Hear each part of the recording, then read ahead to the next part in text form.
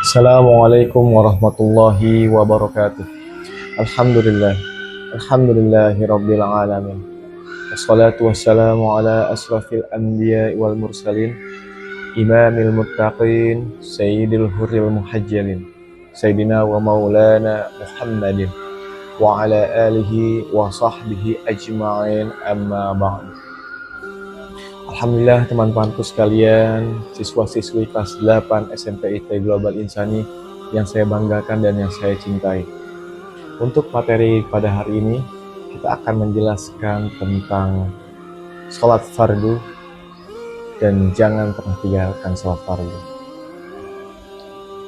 Saya ingin menyampaikan beberapa nasihat dari ulama untuk kita semuanya yang merasa pernah meninggalkan sholat atau yang sampai hari ini masih mengabaikan sholat dan masih sering meremehkan ibadah sholatnya. Para ulama menjelaskan banyak sekali ayat-ayat dan hadis-hadis tentang ancaman dari Allah bagi orang yang meninggalkan sholatnya. Bahkan, kalau kita baca di rukun Islam, sholat itu termasuk rukun yang kedua setelah syahadat. Artinya, akan ditolak keislaman seseorang walaupun dia mengatakan asyhadu alla ilaha illallah wa anna muhammadar rasulullah, tetapi dia tidak melaksanakan sholat secara sengaja tanpa uzur yang diperkenankan. Bahkan di dalam Al-Quran, Allah berkali-kali memberikan kalimat ancaman. Di antaranya, fawailul lil musallin allazina hum an salatihim sahun. Celaka orang yang sholat, yaitu orang yang lalai dalam sholatnya. Apa maksudnya lalai dari sholatnya? Dia udah sholat, tetapi sholatnya asal-asalan. Orang yang sholatnya tidak khusyuk, orang yang sholatnya kadang dia lakukan, kadang dia tinggalkan. Orang yang sholatnya terburu-buru atau tidak memenuhi rukun, orang yang sholatnya enggak benar wudunya atau bersucinya. Bagaimana dengan orang yang tidak sholat? Makanya Allah Subhanahu wa Ta'ala menggolongkan di antara ciri-ciri yang paling jelas terhadap kemunafikan seseorang adalah dia yang malas dalam ibadah sholat, bukan tidak sholat, tapi malas dalam ibadah sholatnya. Allah berfirman di dalam surah An-Nisa, wa idza qamu ilas sholah qamu kusala.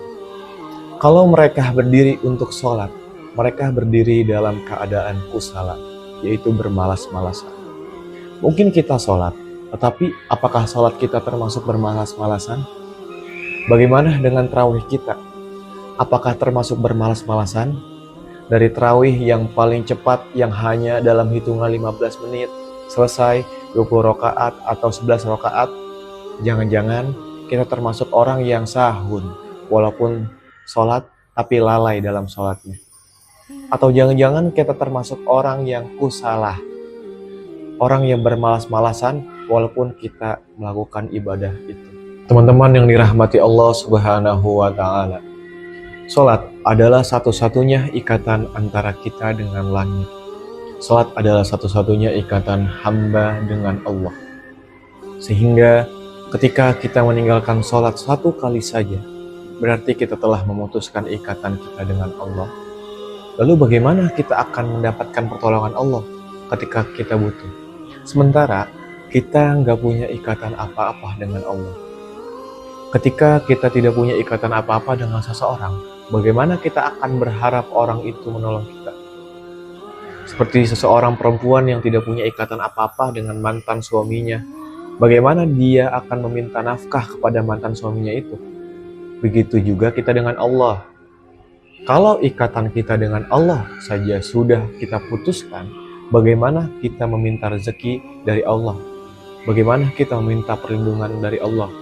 Bagaimana kita meminta Allah memperhatikan dan mengurus kita? Padahal kita sendiri yang memutuskan ikatan dengan Allah. Kata ulama, satu-satunya ikatan antara hamba dengan Robnya adalah as-sholah. Siapa yang meninggalkan sholat secara sengaja tanpa alasan yang dibolehkan oleh agama, berarti dia telah memutuskan urwatul wusqa, ikatan dengan Allah Subhanahu wa Ta'ala. Bahkan para ulama sampai berpendapat, seandainya seseorang meninggalkan sholat sampai akhir hayatnya, maka ketika dia meninggal, dia tidak boleh dikuburkan di kuburan kaum muslimin. Dia tidak boleh disolatkan oleh ulamanya, kaum muslimin, kecuali hanya oleh keluarganya sendiri. Bahkan ketika dia masih hidup, jika dia tidak melakukan sholat secara sengaja dalam waktu yang lama, maka ulama mengatakan istrinya harus meminta cerai padanya. Seandainya dia suami itu harus menceraikan istrinya. Sholat, sesuatu yang gak bisa kita abaikan apapun alasan kita, teman-teman. Kita boleh tidak membayar zakat ketika kita tidak mampu. Kita boleh gak haji kalau tidak mampu. Kita boleh gak puasa kalau kita tidak mampu dengan cara diqadha atau bayar fidyah. Tetapi kita tidak bisa meninggalkan sholat. Karena jika kita tidak bisa melakukan tepat waktu karena lagi musafir, kita bisa menjamaknya. Ketika tidak bisa melakukannya di masjid karena ada uzur tertentu seperti hujan, badai, dan seterusnya, maka bisa melakukannya di rumah. Jadi jangan putuskan Allah dengan meninggalkan sholat, teman-teman. Mudah-mudahan ketika kita menjaga sholat, Allah akan menjaga kita. Mungkin dari saya cukup sekian. Hadanallahu wa iyyakum ajma'in. Assalamualaikum warahmatullahi wabarakatuh.